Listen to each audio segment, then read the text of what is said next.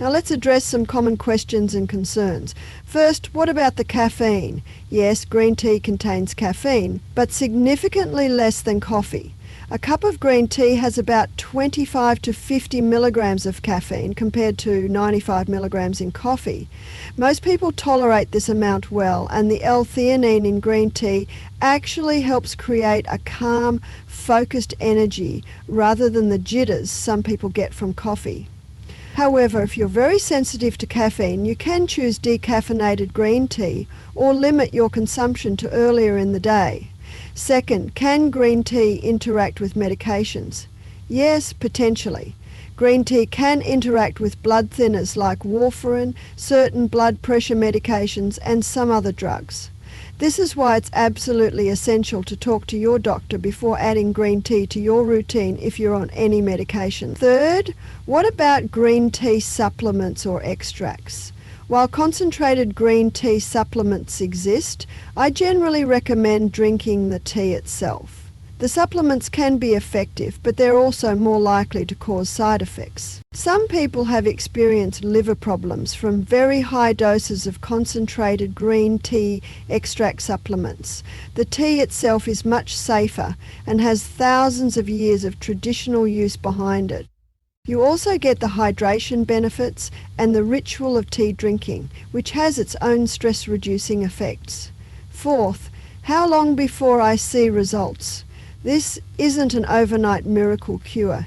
Improving arterial health takes time. Most studies show measurable improvements in markers like cholesterol, blood pressure, and endothelial function within 8 to 12 weeks of regular consumption.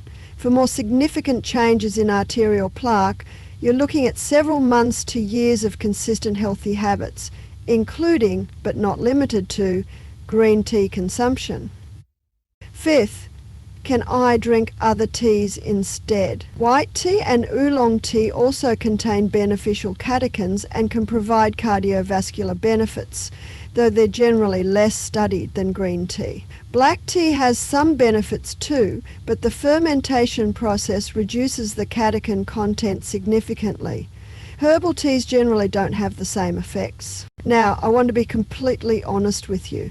While green tea is powerful, it's not a magic bullet. You can't drink green tea while eating fast food every day, never exercising, smoking, and being chronically stressed, and expect your arteries to be healthy. Green tea works best as part of a comprehensive approach to cardiovascular health. Let me share the other critical components. Nutrition is fundamental. Focus on a diet rich in vegetables, fruits, whole grains, legumes, nuts, seeds, and fatty fish. The Mediterranean diet and similar eating patterns are consistently associated with better heart health. Minimize processed foods, trans fats, excessive sugar, and refined carbohydrates. These directly contribute to arterial damage. Regular physical activity is non-negotiable. Aim for at least 150 minutes of moderate exercise per week. This could be brisk walking, swimming, cycling, or any activity that gets your heart rate up. Exercise improves circulation, reduces inflammation, helps control weight, and directly benefits arterial health. Manage your stress levels. Chronic stress raises cortisol and inflammatory markers, both of which damage arteries.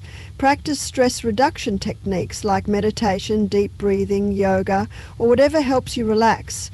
Get adequate sleep.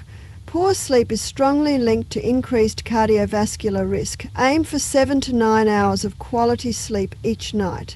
If you smoke, quit. This is probably the single most important thing you can do for your arteries. Smoking is absolutely devastating to vascular health. Maintain a healthy weight. Excess body fat, especially around your midsection, promotes inflammation and insulin resistance, both of which contribute to arterial disease. Monitor your numbers. Get regular checkups and know your cholesterol levels, blood pressure, blood sugar, and inflammatory markers. You can't manage what you don't measure. Limit alcohol. While moderate consumption might have some benefits, excessive drinking damages your cardiovascular system. When you combine green tea with these other healthy habits, That's when you see truly remarkable results. I also want to mention some other foods and supplements that work synergistically with green tea to promote arterial health.